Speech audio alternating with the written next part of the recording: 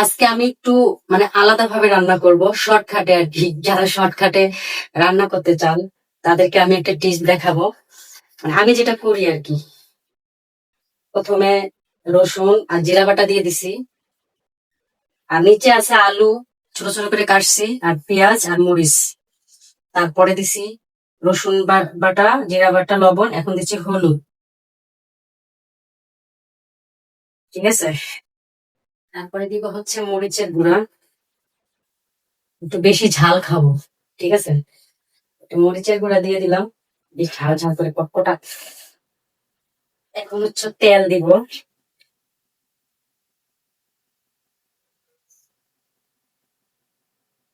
মাখ দেওয়ার সময় লাগে। এখন এটা একটু মাখাই নিব, হ্যাঁ। যারা শর্টকাটে আর কি রান্না করে করতে চান আর কি, সময় পান না, ভাল লাগে না, তাদের জন্য।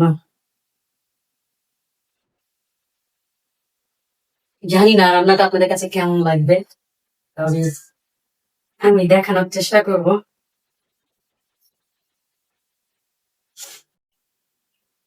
আর এটা হচ্ছে মাছ। মাছটা আমি ছোট ছোট পিস করে নিছি আর কি, যেহেতু আলু ছোট ছোট করে কাটছি, আর যেহেতু মাখায় রান্না করব, এই জন্য মাছটা ছোট ছোট করে পিস করে নিছি।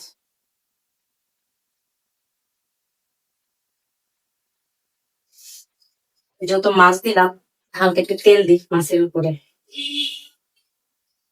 তেল অবশ্য দিছি, একটু বেশি হয়ে গেল, জানি না কেমন হয়।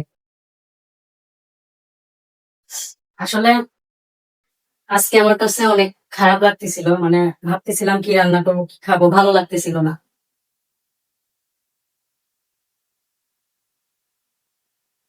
উফ, মাছ মাখাচ্ছি তো হাতে লাগছে। পানি দিব।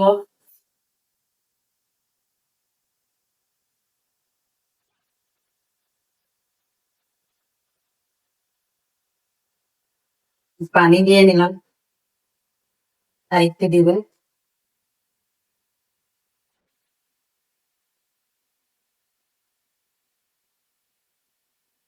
আমি বেশি মাখা মাখা খাবো না, একটু ঝোল ঝোল খাবো আর কি। ঠিক আছে, এই জন্য পানিটা একটু বেশি দিছি। কেউ যদি মাখা মাখা খান সেক্ষেত্রে পানি কম দিতে পারবেন। এই যে,